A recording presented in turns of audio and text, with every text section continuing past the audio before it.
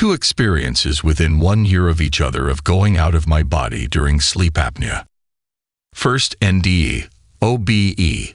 While asleep, I left my body, floated up through the ceiling and roof of house to an altitude of about 200 to 300 feet, traveled southwestward at a fast rate of speed, then stopped and hovered over a cow barn and farmhouse.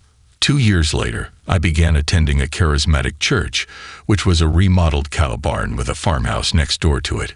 Prior to this and my NDE, I had been agnostic. It wasn't until well after I began attending there that it occurred to me that the church looked exactly like what I saw in my NDE. So, in retrospect, I now see that as a predictive or prophetic NDE, OBE. Second NDE, OBE. This dramatic experience happened in 1976, when I was about to turn 18, only months after the experience described above. I had come home from a band gig, was very tired because we had been driving some distance. I fell asleep immediately. At about 3 a.m., I felt paralyzed. It was impossible to move, and I was very frightened. With this paralysis, I heard a loud buzzing sound and also a rushing sound, like Niagara Falls. Suddenly, I found myself outside my body and beside my bed, at a height of about 4 or 5 feet off the floor, and floating on my back. I saw that my body was a wispy, grayish-white, and in the general form of my normal body, but not as defined. It looked like living energy. I turned to my left and saw my fleshly body on the bed, still and lifeless. Although the lights were off, I could see things in the room quite clearly. I began to slowly sink toward the floor. I remember saying, telepathically, "Stop." And to my surprise, I immediately stopped. I must have began thinking of others in the household, because I then began to float backwards in the direction of where other family members' bedrooms. I went through my bedroom wall into the bathroom, and through the bathroom door into my younger brother's bedroom. He is special needs, mentally retarded since birth. I saw him sound asleep in his bed. I felt as light as a helium balloon, and I felt quite euphoric, but I saw no light or tunnel at that time. I felt a sense of freedom, but I was not confident I had complete control over what might happen. So I was testing the waters, so to speak. I reached out to my brother and tried to nudge him awake. I shouted his name, "Jeff, Jeff. Look, wake up." I was excited and happy, at least at first. But my brother could not hear me and did not budge. I hadn't realized quite yet that I truly was in the spirit world, and the humans could not see or hear or touch me. When my hands pressed against Jeff, it felt sort of like when 2 magnets in reverse polarity are pushed toward each other. There was resistance, like a force field. I do not know whether that resistance was physiological, metaphysical, or psychological. That is, I knew he was a human and not a wall or door, so the idea of passing my hands through him might not have seemed possible or ethically right. Thus, my hands did not pass through him. Next, I began floating down the hallway, and when I reached its end, it almost seemed like I pushed off the wall with my feet and ricocheted into my parents' bedroom. I floated above at the foot of their bed, at about 6 feet high. I shouted to them as they slept and snored on, "Mom, Dad, look, it's me." Then I did a single somersault head over heels. It was exhilarating to be so light and free.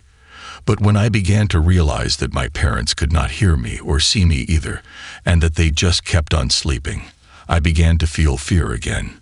It was a sudden realization that I was truly outside of my body and detached from the physical world, in terms of any effect on it or communication I could have with it. This scared me because how long would I remain there? Where would I go?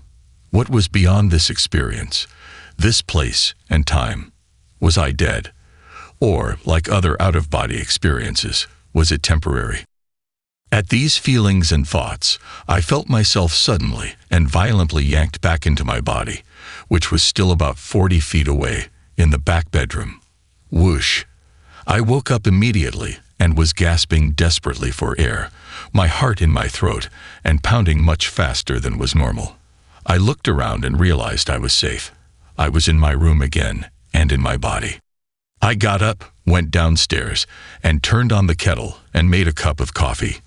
I sat at the kitchen table until sunrise, afraid to go back upstairs and back to sleep. Later that day, when I saw my mother and father, I told them about this experience. Mom said that at about that same time, she stirred from her sleep and wondered whether I had come home from the gig yet or not. She always was a rather spiritually and intuitively in-tune person. Dad shrugged it off, scoffed. Now I knew that I indeed had a soul, that there was a spirit world, and that we could not affect this physical world from there. That rattled me. A realization came over me. I need to find out if God is real and find out about the afterlife. Thus began my seeking, my journey. At first it was about Zen Buddhism for a while. And today, I still meditate regularly, though I didn't for many years after that experience. But then I began dating a girl who was from a born-again Baptist family. Her parents never missed a chance to drop hints about God to me. Their daughter was at first less intrusive towards me about that, but eventually even she spoke to me about her faith, about God. I adored her and hoped our relationship could continue. But was the Christianity of my childhood what God was trying to get at with me here? Finally, after reading about the place in a magazine, on a whim, I went to a Benedictine monastery about 90 minutes away for a short retreat, just to see for myself what this might be about.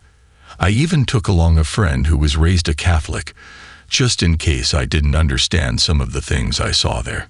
But that very night, after the monks had gone to bed, we were in the little library, rifling through the books. Suddenly, I felt the presence of God, like a light filling the room. There was a welling up sense of joy and peace and excitement overtaking me.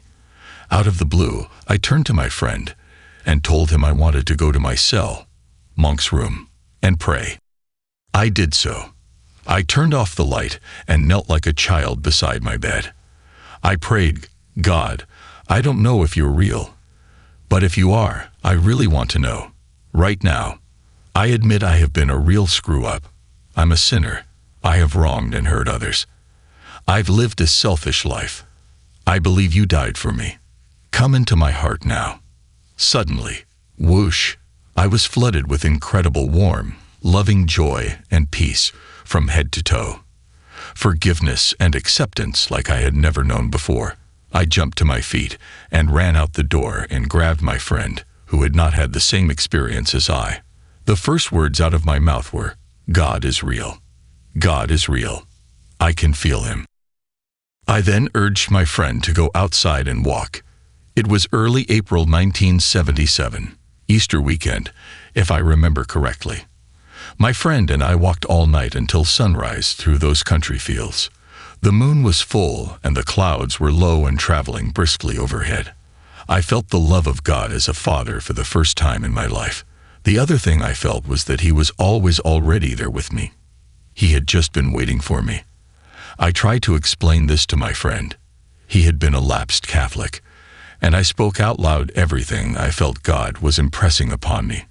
We returned home that next morning after the sun rose.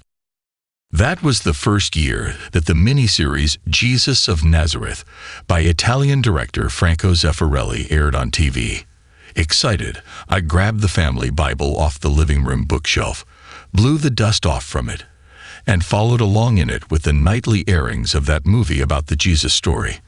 For the first time in my life, I actually began to understand the Bible and felt the love that God had for us in Christ. All this began my journey. Within 2 years, I had found a local church that met in a remodeled cow barn, and I remained there, fellowshipping for the next 4 or 5 years. Lots of love there and good lifelong friends. It was a good spiritual foundation for my lifelong journey. I much later learned that I had obstructive sleep apnea and was prescribed a CPAP machine. After the sleep study, the doctor showed me on the computer readout that I frequently stopped breathing throughout the night, many times per hour. He showed me one example where I had stopped breathing for 1 minute and 10 seconds. I was shocked.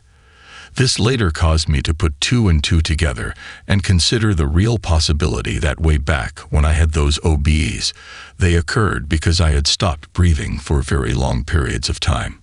Perhaps then, these were actually instances in which my heart stopped and I had died for a couple of minutes each.